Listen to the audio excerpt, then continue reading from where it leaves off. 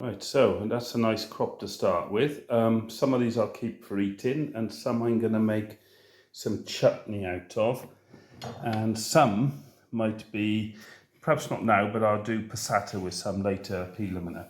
One of the reasons why I do a beef tomato is, I'll show you now, when you cut into the beef tomatoes and you grow them yourself, look at that, hardly any white whatsoever. Really, really ripe, and basically you can cut a slice and put it in a sandwich. It's really, really nice. And although you can't taste this, oh, that is lovely. One of the reasons why I do beef tomatoes. Really, really nice.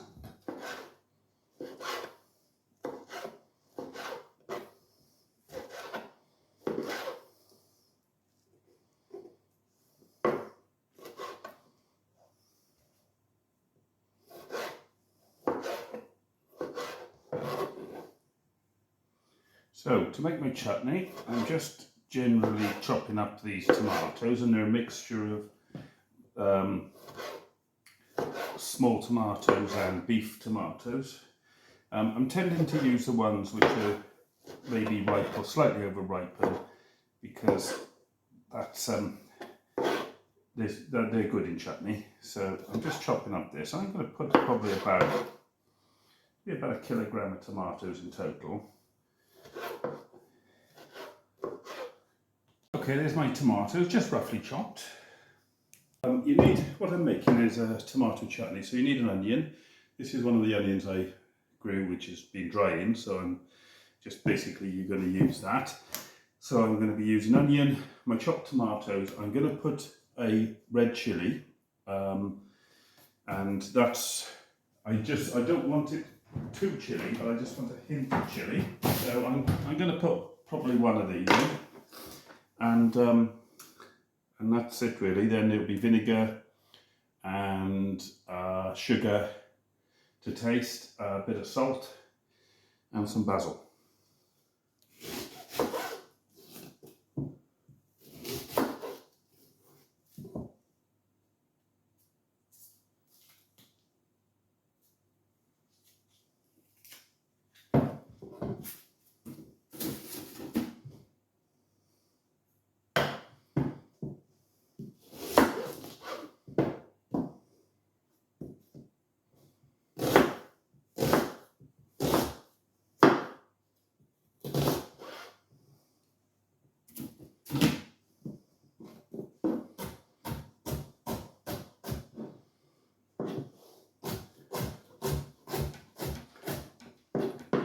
You don't want to make them too big, but also you don't want it too small. So just that sort of size chunks you want.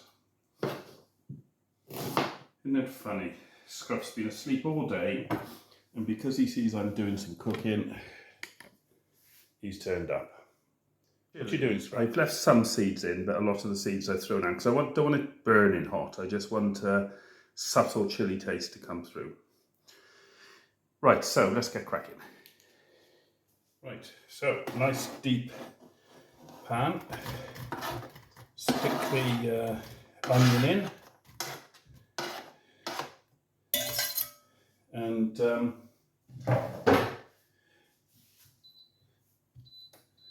heat it up and put about 300 ml of white wine vinegar.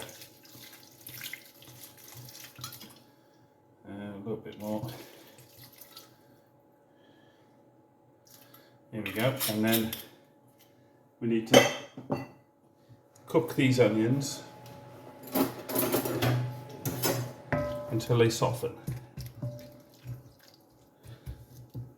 Right, that's been simmering away for about 5 to 10 minutes, and they're all nice and soft. So what I'm going to do now is add the tomatoes and all the juices they loosen out.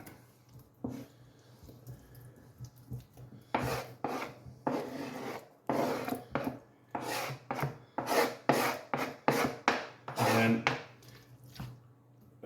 just pop those in, making a mess as usual. Then I'm going to put another about 250 ml of white wine vinegar, just to top it up. Maybe slightly less than that.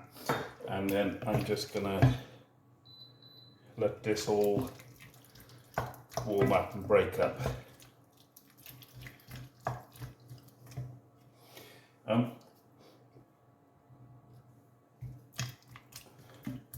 I'm not going to add the chili yet, because what I'm going to do is add some salt. So give it a good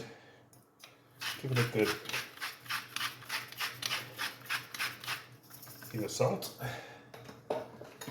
and definitely with tomatoes, pepper. In fact, a good dose of the pepper. Then I'm going to let those break down a bit. Then I'm going to be adding some of the chili. I'm going to put basil in this as well. In fact, I might add the basil now, because basil goes well with tomato. So this is about 2 tablespoons of chopped fresh basil. And the quantities aren't that important, because what I do at the end, I just add, when I'm adding the sugar to sweeten it, I'm tasting it to see what else it needs. So for the time being, I need all that to soften up. So I'm going to put a big lid on it and leave it for about another 10-15 minutes. I'm adding grating a couple of cloves of garlic in. I just, basically, this is just all the things that go really well with tomato. So that's why I've got basil, got a bit of garlic, got onion in it, and then just let it soften and cook away for a little while. The only thing I don't add now is the chili, because I want to add a bit, see what it's like, and then add a bit more if I need to, if it's not strong enough, because if you over chili it, you're too late then and it will become really hot. Right, this has been simmering away for 15 minutes or so, and you can see all the tomatoes have softened up now, and you want a bit of substance to the chutney, so you don't want it to go too mushy, but if you look, it's very thin. So what I've got here is I've got about 50 grams of cornflour and some paprika, and what I'm going to do is use this now, and cold water, and I'm going to use this now to thicken this up to start with before I add the sugar. So if you pour that in, and that should just start to thicken the mixture a bit. There we go. That's it, it's starting to just thicken it up a little bit. And then the next stage is to add the sugar. Now, how much sugar you add depends on how you like your chutney. Now,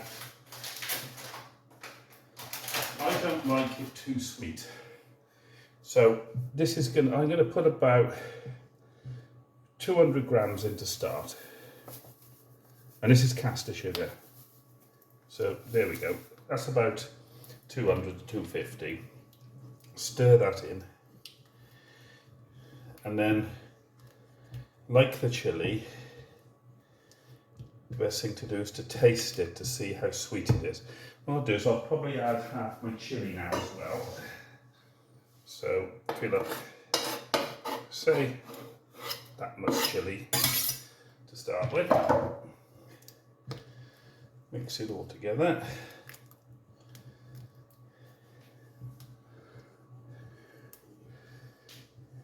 We're sticking it up quite nice. Right, so get a spoon and just start to taste, one, the strength, and two, the sharpness with the vinegar against the sugar. Careful because it's hot, so.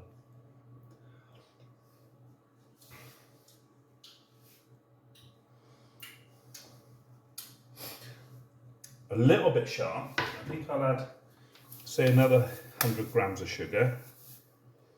Here you go.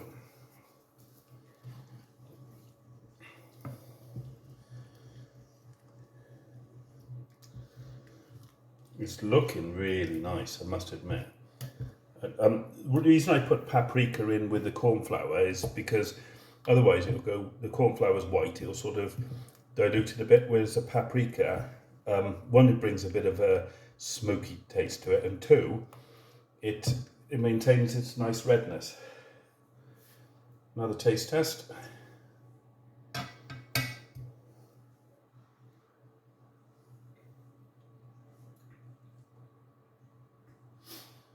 Yeah, that's good. And the other thing I can taste is I can taste the chilli coming through. So, it's about right. I don't want to go any more chilli on that because I'm not, if you like it hot, put more in, but I'm one who likes a chutney that has a hint of chilli rather than it being overpowering.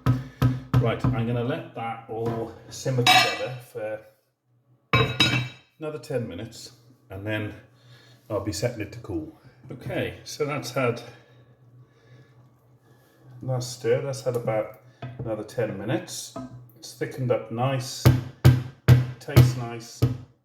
So I'm just going to turn it off on the stove, leave the lid on, leave it there, and I'm going to leave it overnight to cool. And then the next step will be put it into jars.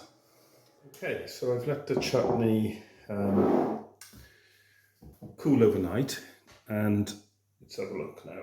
There we go, that's where we look like. And we'll give it a little taste. It's thickened up a lot overnight. Oh, perfect. So next jar. So these jars have been sterilised, and I've got different sizes because I might give some away and that. So it's just a matter of spooning the chutney in the jar, like so.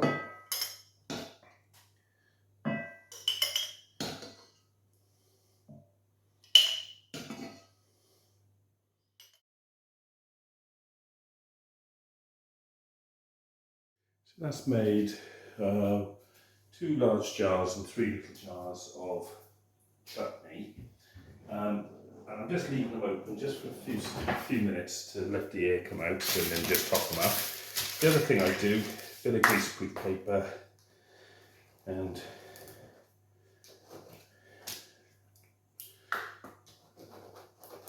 draw around the lid, and then I cut that out and then I stick that just on the top of the jar when I put the lid on it. And then give it a couple of weeks before you start to use it. I'd say maybe two weeks or so, and then it will keep for a good 6 months or more, to be honest. Got to put a label on it. And there we go. Nice tomato, chilli and basil chutney.